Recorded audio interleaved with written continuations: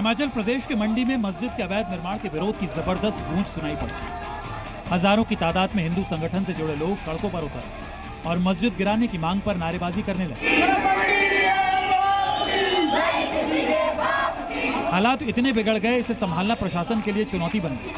आक्रोशित भीड़ jail road इलाके में बनी मस्जिद की तरफ बढ़ी तो प्रशासन ने उन्हें रोकने के लिए बैरिकेडिंग लगाई, लेकिन भीड़ नहीं रुकी और बैरिकेडिंग को पार करने की कोशिश करने लगी, जिसके बाद पुलिस ने वाटर कैनन का इस्तेमाल कर भीड़ को तितर-बितर कर दिया। इस प्रदर्शन का ऐलान हिंदू संगठनों की तरफ से पहले ही कर दिया गया था, जिसे देखते हुए प्रशासन ने बीएनएस की धारा 163 लागू कर दी थी,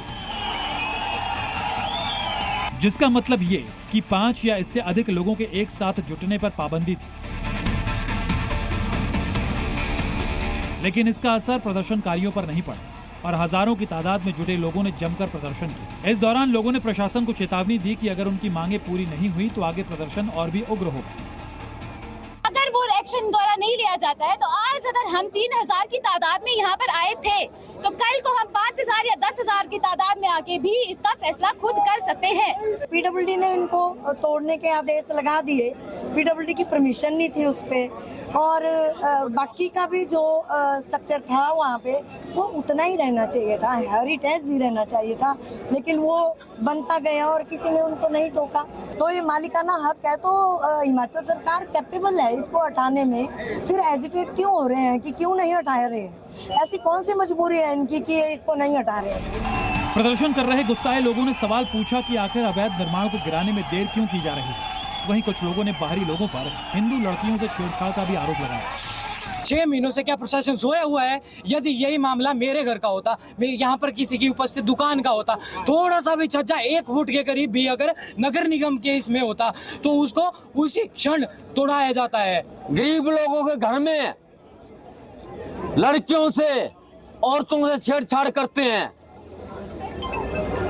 और उनको उधार दे के अगले महीने ले लेंगे, ये पिछले महीने ले लेंगे, ये क्यों? इस बीच मंडी नगर निगम आयुक्त की कोर्ट ने फैसला दिया कि मंडी में बनी मस्जिद के अवैध हिस्से को 30 दिन के अंदर गिराना होगा।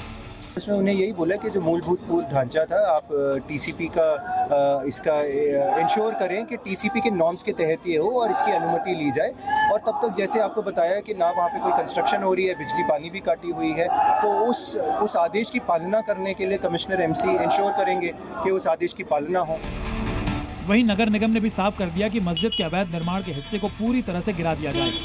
जो मामला है वो नगर निगम के ध्यान में मार्च 2024 में आया था, और उसके बाद लगातार हमने ये प्रयास किया था कि वो लोग जो HPTCP यानी टाउन एंड कंट्री प्लानिंग के रूल्स हैं उसके तहत उस मस्जिद का निर्माण करें, और समय समय पर उन्हें नोटिस दिया गया, समय समय पर उन्हें यहाँ बुला करके बताया गया, समझाया गया, उनकी पूरी काउंसलिंग की गई।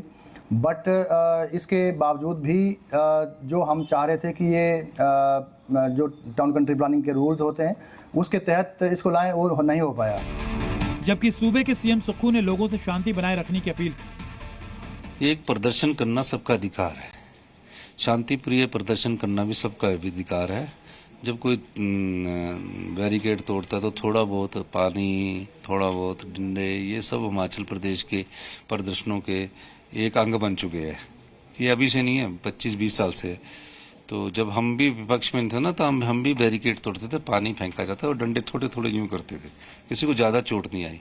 और संजौली में तो बेचारे पुलिस वालों पर पत्थर फेंके गए, वहाँ चोट किसी को नहीं आई है, पुलिस वाले ज़्यादा इंजर्ड हुए। 3 मंजिला ये मस्जिद शहर के जेल रोड पर है। आरोप है कि पहले ये 1 मंजिला थी, लेकिन इसी साल 2 मंजिलों का अवैध निर्माण हुआ। वहीं नगर निगम की जांच में भी कुछ जमीन सरकारी निकली जिसका नक्शा पास नहीं था, जिन्हें अब 30 दिन के भीतर तोड़ा जाएगा। नितेश सैनी, मंडी, जी मीडिया। जी न्यूज़।